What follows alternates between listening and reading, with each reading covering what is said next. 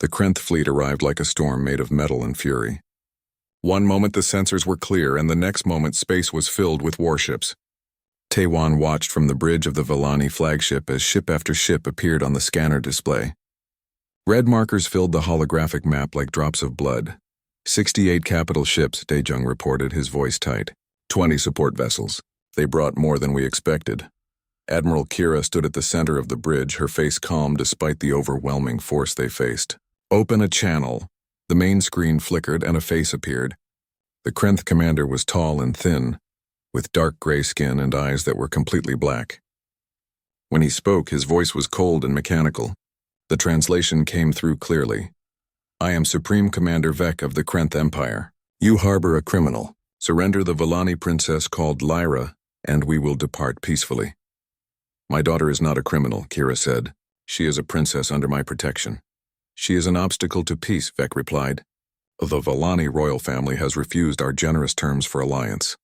Without them, we can negotiate a proper union between our peoples. Surrender her. No, Vec's expression did not change. Then you choose war. We have identified the human colony in this sector. Harmony Point, it is called. Unless the princess is delivered to us within 6 hours, we will destroy it. Every station, every ship, every living thing. The humans will learn the cost of interfering in galactic affairs. The channel closed.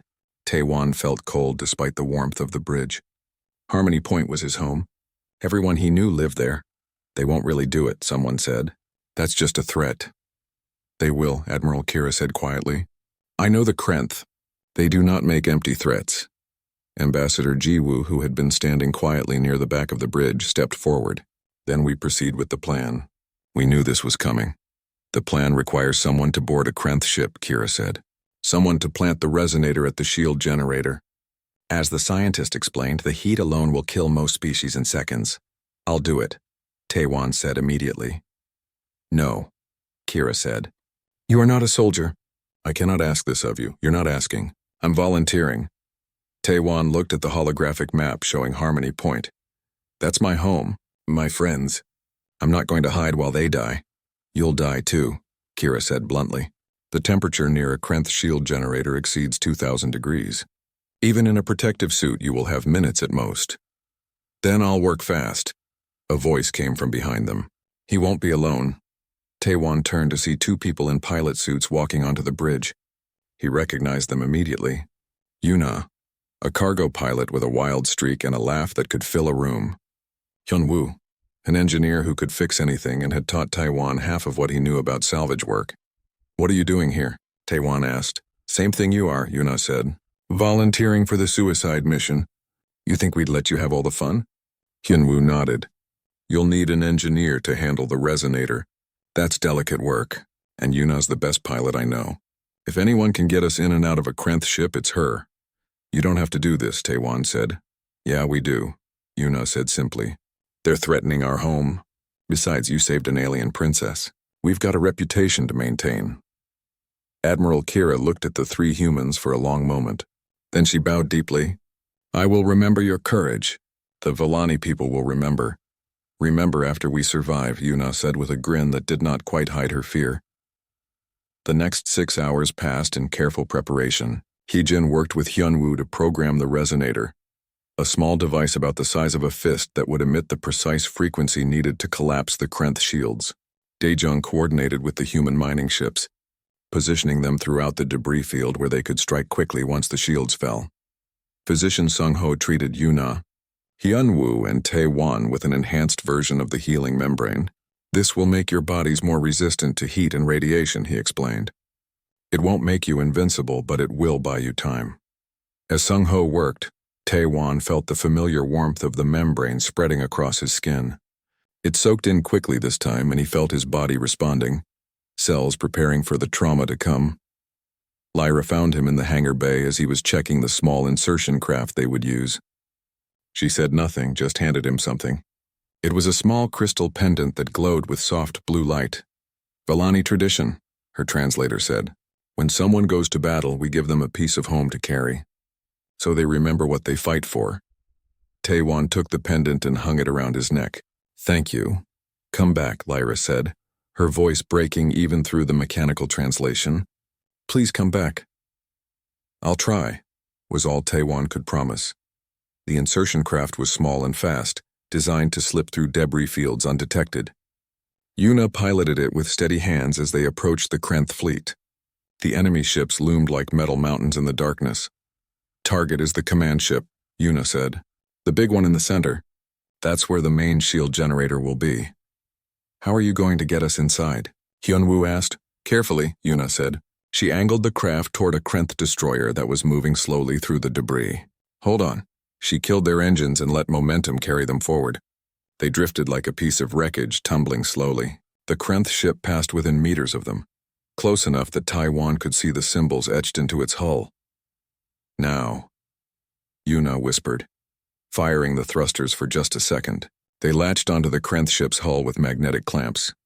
"We're attached," Hyunwoo confirmed, scanning for an access port. They found one near the rear of the ship, a maintenance hatch that Hyunwoo managed to override using the technical data the Vellani had provided. The three humans climbed into the Krenth vessel, weapons ready. The interior was dark and hot. Taiwan could feel the heat even through his suit. Warning indicators flashed on his helmet display, showing temperature readings that climbed higher with each step. "Generator room should be 3 levels down," Hyunwoo said, consulting his scanner. "But there's movement. We've got company." Krenth soldiers appeared at the end of the corridor. They were tall and armored, carrying weapons that hummed with energy. Yuna fired first, her plasma rifle cutting through the darkness. The battle was brief and brutal. The humans moved with desperate speed, knowing every second counted. They fought their way down 2 levels before the heat became almost unbearable. Taewon's suit was screaming warnings at him. His skin felt like it was on fire. "3rd level," Hyunwoo gasped. Through that door. They blasted the door open and stumbled into the generator room. The heat was like a physical force pressing down on them. In the center of the room, a massive sphere of energy pulsed and glowed, surrounded by machinery that hummed with power. There, Hyunwoo pointed to a junction box near the base of the sphere. "That's where the resonator needs to go." Taewon ran forward, but a blast from behind threw him to the ground. More Krenth soldiers were pouring into the room. Yuna and Hyunwoo returned fire, but they were outnumbered. "Go," Yuna shouted. "Plant the device." "We'll hold them." Taewon crawled forward, his body screaming in protest. The heat was unbearable now. He could smell his own skin burning through the suit. His vision was going dark around the edges. He reached the junction box and pulled out the resonator. His hands were shaking so badly he almost dropped it. Behind him he heard Yuna cry out in pain. "Do it!" Hyunwoo screamed. Taewon attached the resonator to the junction box and activated it. The device began to pulse, emitting a high-pitched whine that grew louder and louder. The energy sphere began to flicker. "It's working," Hyunwoo said. "But the feedback is building too fast. This whole room is going to explode." "Then we run," Yuna said, grabbing both men and pulling them toward the door. They ran through corridors filled with alarms and flashing lights. Krenth soldiers scattered as the ship began to shake violently. Yuna's suit was torn and sparking. Hyunwoo was limping badly. Taewon could barely see through the pain. They reached their insertion craft just as the Krenth shield generators began to fail. Through the view screen, they saw the massive energy field around the command ship flicker and collapse. "All ships attack now." Daejung's voice came through the comm. "The shields are down. Hit them with everything." The space around them exploded into chaos. Mining ships that had been hiding in the debris field roared to life.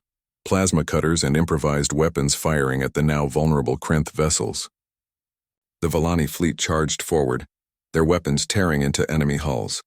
Yuna piloted them away from the command ship just as it began to explode. Secondary explosions rippled across its surface as the shield collapse spread to other systems. "We did it," Hyunwoo said in disbelief. "We actually did it, but there was no time to celebrate." The battle raged around them, and they still had to make it back to the Vellani flagship alive. The next 2 days passed in a blur of activity. The Vellani flagship became a hive of cooperation between 2 very different species. Taewon found himself in the middle of it all despite his protest that he was just a mechanic. "You are the bridge," Admiral Kira had told him. "You connect our people. They need to see you, to remember why we are doing this." So Taewon spent his days moving between the various groups, watching as humans and Vellani worked together. The language barrier was less of a problem than expected. The Vellani had translation technology that adapted quickly to human speech patterns. Within hours, most people could communicate effectively. Scientist Hai Jin had taken over one of the Villani research labs. Taewon found her there on the second day, surrounded by holographic displays and looking like she had not slept in 30 hours. "Look at this," she said excitedly when she saw him. She pulled up a hologram showing a complex diagram. "This is a Krenth shield generator. The Villani gave us their intelligence data. Do you see these frequency harmonics?" Taewon looked at the display and saw nothing but confusing lines and numbers. "Not really. The Krenth shields work by creating overlapping energy fields," Heejin explained, talking quickly. "Each field resonates at a specific frequency. Together they create a barrier that can stop almost any weapon. But there's a weakness."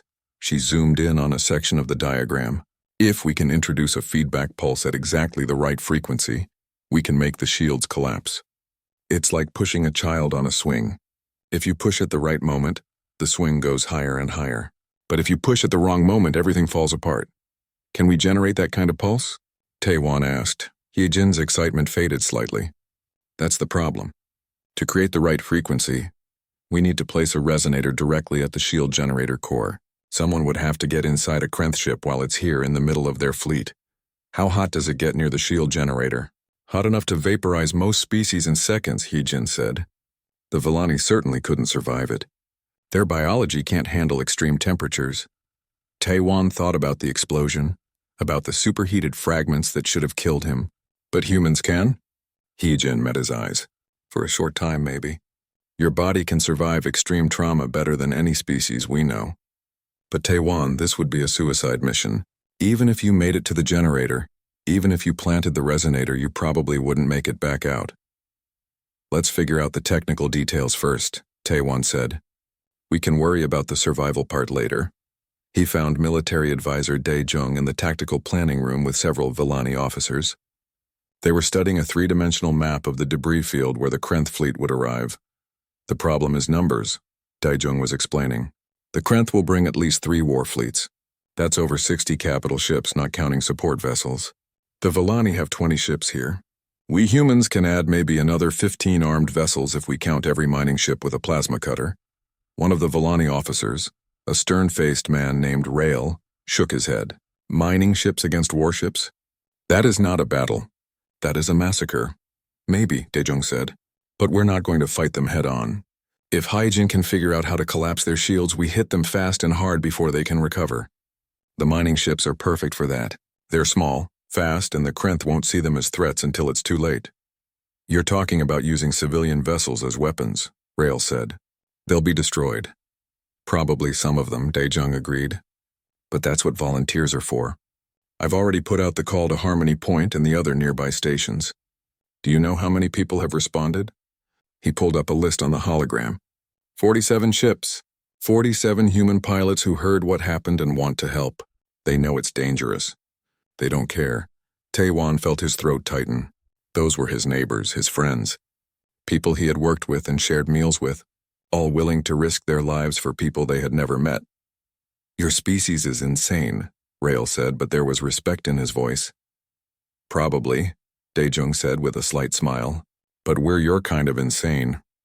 Later that evening, Taewon met with physician Sung-ho in the medical bay. The older man was reviewing scan data with the Villani doctors, comparing human and Villani biology. "It's remarkable," Sung-ho said, showing Taewon a holographic image of cells. "Villani cells are efficient and stable. They perform their functions perfectly but can't adapt quickly to change. Human cells are chaotic. They're constantly fighting each other, constantly adapting, constantly repairing damage." One of the Villani doctors, a woman named Mira, nodded. "We evolved on a peaceful world. Our biology never needed to develop aggressive survival mechanisms. Humans evolved in a much harsher environment. Your bodies treat every problem as an attack to be overcome." "Is that why the healing membrane works so well on me?" Taewon asked. "Partly," Sung-ho said. "The membrane provides energy and repair molecules. Villani bodies use them carefully and efficiently. Your body grabbed everything it could and attacked every injury with overwhelming force. It's not elegant, but it's incredibly effective." He pulled up another scan. "I've been looking at the pilots who volunteered. All of them are in good health, but some have old injuries or conditions. With the Admiral's permission, I'd like to treat them with the healing membrane before the battle. It might give them a better chance." Admiral Kira's voice came from the doorway. Permission granted. Treat any human who wishes it. She walked into the medical bay, Lyra following close behind. The princess had been quiet the past 2 days, clearly struggling with guilt over the danger her presence had created. I have been thinking, Kira said, about what happens after the battle. If we survive, the Krenth will not simply give up.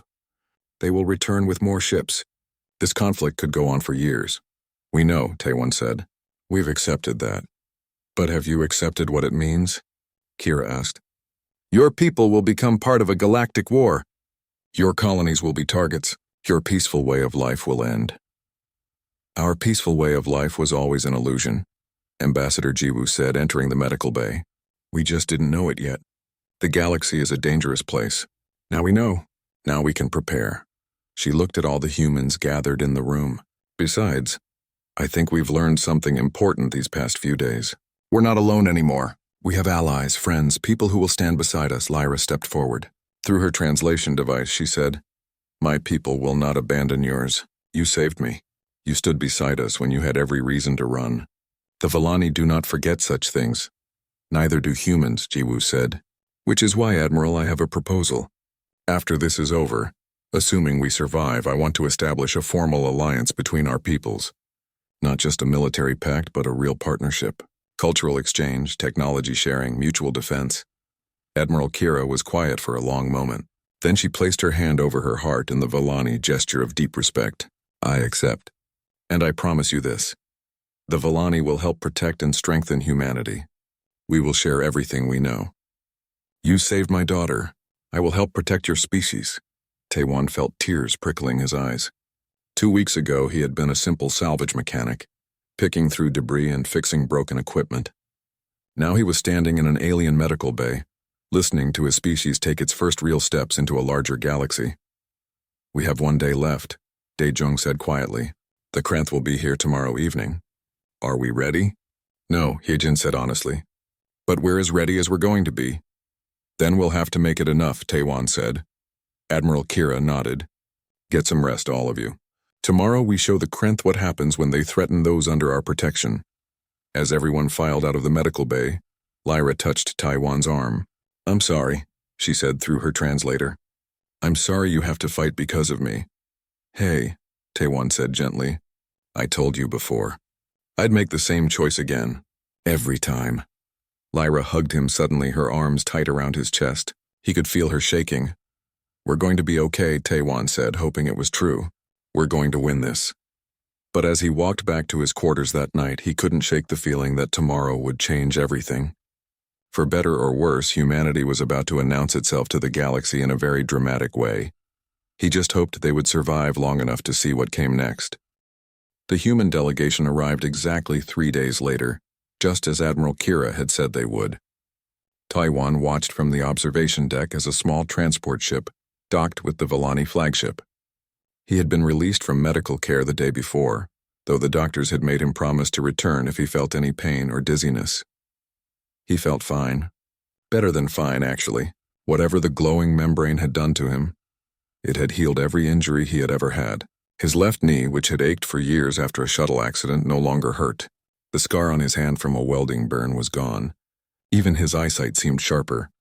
They are here to see you, Lyra said beside him. She had barely left his side since he had awakened, acting as his guide and translator. Your leaders want to meet the man who started everything. I'm not sure I want to meet them, Taewon admitted. They're probably angry, Lyra shook her head. My mother spoke with them. They did not sound angry. A Vellani officer approached and bowed slightly.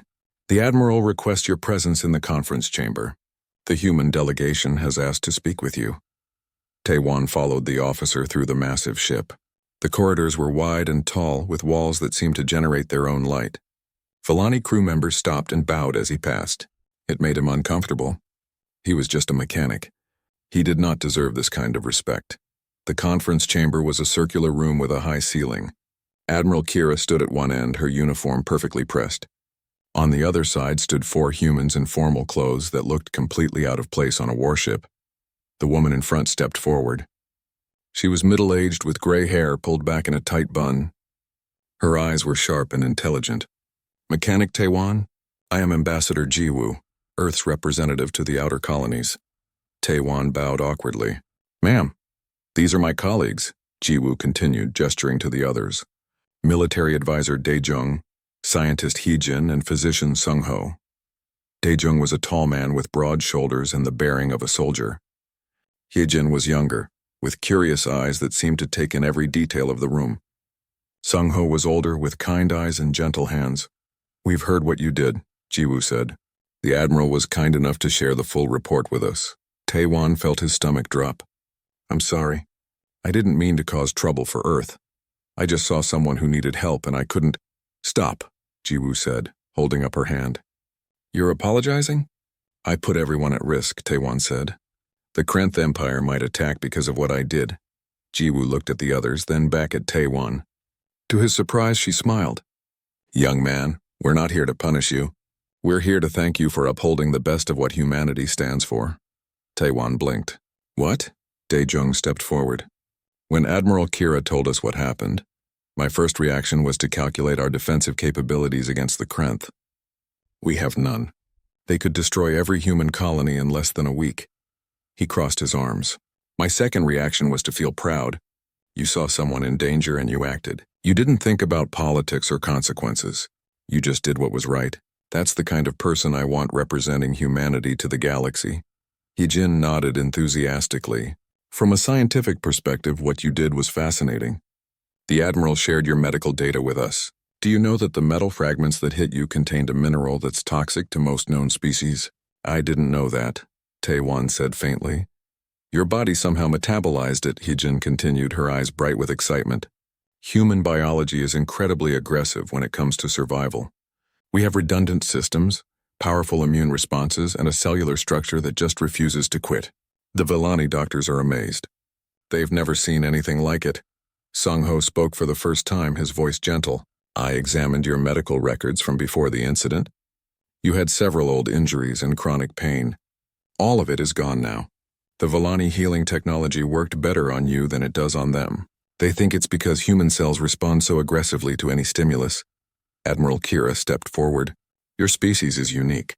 In the thousands of years the Vellani have explored the galaxy, we have never encountered a people quite like humans. You are fragile, yes. You live short lives. You have no natural armor, no superior strength, but you have something else. She looked at Taewon with respect in her eyes. You have courage that defies logic. You have a sense of morality that transcends self-preservation, and you have a stubbornness that makes the impossible possible. The Krenth will not expect this, Daejung said. They think threatening Earth will make us afraid, but they don't understand humans. We don't back down from bullies, Jiwoo nodded. We've made our decision. Earth stands with the Vellani. If the Krenth want war, they'll get one. But you can't fight them, Taewon protested. You said it yourself. They'd destroy us in days. Perhaps, Jiwoo said, but we're not going to let Princess Lyra be handed over to assassins just to save our own skins. That's not who we are. Lyra, who had been standing quietly by the wall, made a sound like a sob. She pressed her hand to her mouth, tears streaming down her face. Admiral Kira's voice was thick with emotion. In all my centuries of life, I have never seen anything like this. You barely know us. You have no stake in our conflicts. Yet you stand beside us anyway. Someone needs help, Jiwoo said simply. That's reason enough. The room fell silent. Taewon looked around at the faces of both humans and Vellani. He saw determination, fear, pride, and something else. Hope. There has to be another way, Taewon said. We can't just wait for them to attack. Can we fight back? Can we defend ourselves? Daejung shook his head. Not with our current technology. The Krenth have weapons we can't match and shields we can't penetrate. In a direct confrontation, we'd lose. What if it wasn't a direct confrontation? Heejin said suddenly. Everyone turned to look at her. The Admiral said the Krenth are demanding Princess Lyra. They're coming here. What if we were ready for them? Admiral Kira frowned. Ready how? My fleet is outnumbered. The Krenth will bring their warships. Even with human assistance, we cannot win a battle. Then we don't fight a battle, Heejin said, her mind clearly racing. We fight smart. Humans are good at that. We're too weak to fight fair, so we never do. Daejung's eyes widened. Asymmetric warfare. Hit-and-run tactics. We can't beat them in open combat, but we can make them regret coming here. We'll need time to plan, Jiwoo said. How long before the Krenth arrive? 3 days, Admiral Kira said. Maybe 4. Then we have 3 days to figure out how to win an impossible fight, Jiwoo said. She looked at Taewon. This all started because one mechanic decided to save a life. Maybe it can end because a bunch of stubborn humans refuse to accept defeat. Taewon felt something warm in his chest. It was hope. Strange, impossible hope. Okay, he said. Where do we start? Admiral Kira smiled. It was the first real smile Taewon had seen on her face. We start by doing what your species does best. We improvise. The conference chamber filled with the sound of planning and debate. Humans and Vellani worked together, combining their knowledge and skills. And somewhere in the back of his mind, Taewon thought that maybe, just maybe, they had a chance. After all, humans were very good at surviving impossible situations. He was living proof of that. Taewon opened his eyes and immediately knew something was wrong. He should have been dead. He remembered the explosion, the fragments tearing through his body, the terrible pain, but now there was no pain at all. He was lying on something soft. The air smelled clean and fresh with a hint of something sweet he could not identify. Above him, a ceiling glowed with soft blue light. The walls around him were translucent like frosted glass, and through them he could see shapes moving. He tried to sit up, but his body would not respond properly. It felt heavy, as if he was wrapped in thick blankets. Looking down, he saw that his entire body was covered in some kind of luminescent membrane. It clung to his skin like a second layer, pulsing gently with light. The membrane was warm and seemed to be breathing with him. Through it he could see his chest, his arms, his legs. Everything looked normal. There were no wounds, no scars, nothing to show that he had been torn apart by an explosion. A door slid open in the translucent wall. Taewon turned his head and felt his heart stop. The girl from the pod walked into the room. She was awake now, her eyes bright and alert. The dark stains were gone from her uniform, and the markings on her skin glowed with a healthy light. She saw him looking at her, and tears immediately filled her eyes. She ran to his bedside and dropped to her knees, pressing her forehead against the edge of the bed. Her shoulders shook as she cried. She was saying something in a language he did not understand, words that sounded like music and water flowing over stones. "Hey," Taewon said, his voice rough. "Hey, it's okay. Are you all right?" The girl looked up, her face wet with tears. She touched something on her wrist, and a small device projected a hologram between them. The hologram showed symbols that shifted and changed until they formed words he could read. "I am Lyra," the words said. "You saved my life. You should have died." Taewon tried to smile. "Yeah, well, I'm full of surprises." Lyra touched her wrist again, and more words appeared. "You took the explosion for me. My people found you still holding my pod. The doctor said no one could survive what you survived. They said it was impossible. Where am I?" Taewon asked. Lyra stood and walked to the translucent wall. She touched it, and it became clear as glass. Taewon felt his breath leave his lungs. Outside was space, but it was not empty. Hundreds of massive warships filled his view, stretching as far as he could see. Each ship was larger than any station Taewon had ever seen, their hulls covered in the same glowing symbols that marked Lyra's skin. They moved in perfect formation, like a school of fish in an ocean of stars.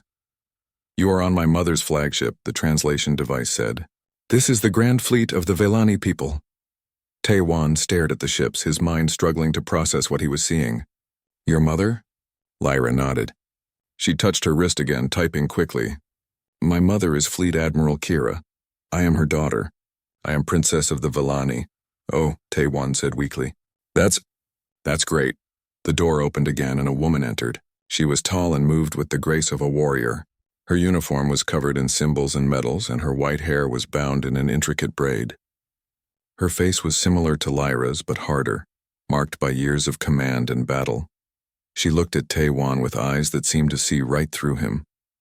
Then, to his complete shock, she bowed deeply. Lyra's translation device spoke with a different voice now, deeper and more formal. "I am Fleet Admiral Kira. You saved my daughter's life with your own body. You placed yourself between her and death.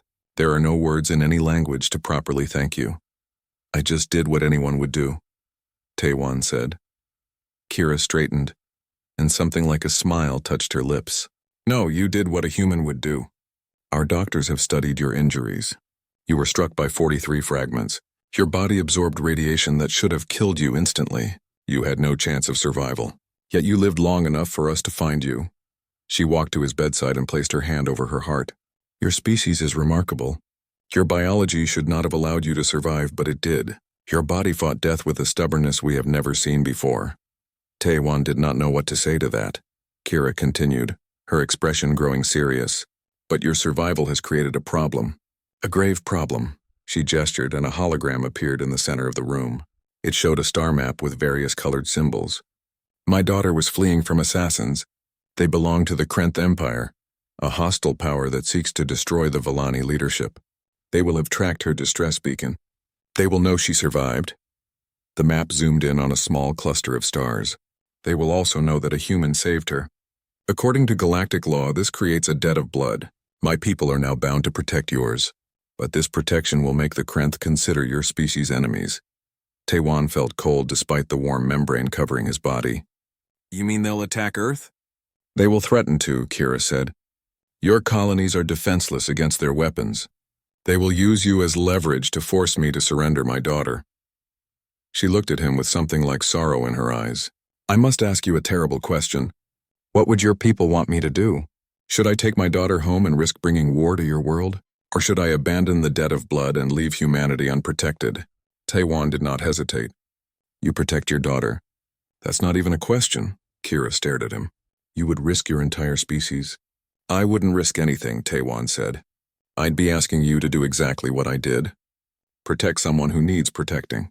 Whatever happens after that, we'll figure it out. Lyra made a sound that might have been a sob. Kira closed her eyes for a moment, and when she opened them again, they were bright with unshed tears. Your species is going to change the galaxy, she said quietly. I can already tell. She touched her wrist, and the hologram disappeared. Rest now, heal. Your people have been contacted. They are sending representatives to speak with us. In 3 days, we will decide together what to do about the Krenth threat. Kira bowed again and left the room. Lyra remained by his bedside, holding his hand through the membrane. She did not need the translation device to communicate the gratitude in her eyes.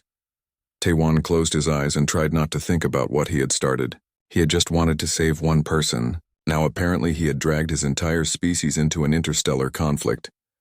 I really should have thought this through, he muttered. But looking at Lyra's face, at the tears of relief still wet on her cheeks, he knew he would make the same choice again, every single time. The alarm screamed through the small cockpit, and Taewon slammed his hand against the control panel to silence it. Red lights flashed across every screen. Something was out there in the debris field, and it was moving. He leaned forward in his seat, squinting at the scanner display. After 3 years working as a salvage mechanic on Harmony Point, he had learned to tell the difference between valuable scrap and worthless junk just by looking at the scanner readings. This signal was different. It was too smooth, too clean to be random debris. Computer, magnify Sector 7, he said. The main screen zoomed in, and Taewon felt his breath catch. Floating among the twisted metal and broken ship parts was a small pod. It was unlike anything he had seen before. The hull was made of some kind of crystalline material that seemed to glow with its own light. Strange symbols covered its surface. Taewon checked his scanner again. The pod's power signature was fading fast. Whatever was inside, it was dying. He did not think. He just acted. His hands flew across the controls, firing the thrusters to move his salvage ship closer. The pod was small enough to fit in his cargo bay, but he would need to be careful. One wrong move and he could damage it further. Come on, he muttered, guiding his ship through the debris field. Pieces of destroyed warships drifted past his windows. This sector had been the site of a battle months ago, though no one knew who had been fighting or why. The corporations that ran the outer colonies did not care about alien wars. They just wanted the salvage. His ship's mechanical arms extended, grabbing the pod gently. Taewon held his breath as he pulled it into the cargo bay. The moment the bay doors sealed, he was out of his seat and climbing down the ladder. The cargo bay was cold and dimly lit. Emergency lights cast long shadows across the walls. The pod sat in the center of the room, still glowing faintly. Up close, Taewon could see that parts of it were damaged. Burn marks scarred one side, and several of the symbols had been melted away. He found the seam where the pod opened and carefully pried it apart. The door hissed and slid open, releasing a cloud of strange-smelling gas. Taewon coughed and waved his hand to clear the air. Inside the pod was a girl. She was not human. Her skin was a pale blue color, and her hair was white as snow. Strange markings covered her arms and face, glowing faintly with the same light as the pod. She wore some kind of uniform, torn and stained with dark liquid that might have been blood. Her eyes were closed and her breathing was shallow. Taewon pressed 2 fingers against her neck, searching for a pulse. He found it weak but steady. She was alive, but barely. Okay, he said to himself, trying to think. Life support. The pod's life support is failing.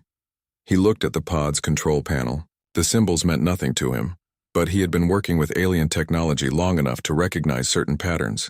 He found what he thought was the power coupling and traced the wires with his fingers. The power cell was cracked. It was leaking some kind of fluid that hissed when it touched the metal floor. Taewon grabbed a replacement cell from his toolkit and quickly swapped it out. The pod hummed back to life, and the girl's breathing became a little stronger.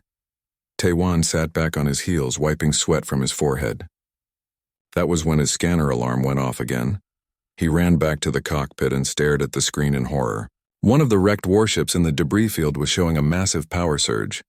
The fusion core was becoming unstable. In minutes, maybe seconds, it would explode. The warship was directly between his ship and open space.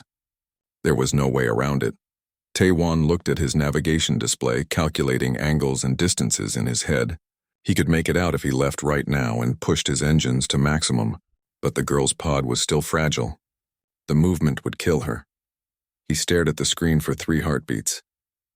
His hand hovered over the thruster controls. Then he made his choice. Taewon redirected all power from his weapons and life support to the shields. He programmed the computer to angle the shields to protect the cargo bay, leaving the cockpit exposed. His hands were shaking as he activated the pod's distress beacon. If anyone was looking, they would find her. He climbed back down to the cargo bay and grabbed every piece of metal plating he could find. He stacked them around the pod, building a crude barrier. Then he positioned himself between the pod and the direction the explosion would come from. The fusion core exploded. The shockwave hit Taewon's ship like a giant hammer. The hull screamed as it tore apart. Taewon felt the heat before he saw the light. Superheated fragments of metal punched through the walls, moving faster than bullets. He felt the first fragment hit his shoulder, then another in his leg, and another, and another. The pain was beyond description. It felt like his entire body was on fire. He could not breathe, could not think, but he did not move. He stayed between the explosion and the girl, his body taking the impacts meant for her. His vision turned red, then gray. He could hear alarms screaming, but they sounded far away. His blood floated in front of his face in the zero gravity, forming perfect spheres that glinted in the emergency lights. Taewon's last thought was clear despite the pain. He hoped the distress beacon was working. He hoped someone would find her. He hoped she would be okay. Then the darkness took him and he knew nothing more. The wreckage of his ship tumbled through space, trailing debris and frozen air. Inside the cargo bay, protected by shields and metal plating and one man's sacrifice, the pod's distress beacon pulsed steadily into the void. Somewhere far away, someone was listening, and they were coming fast.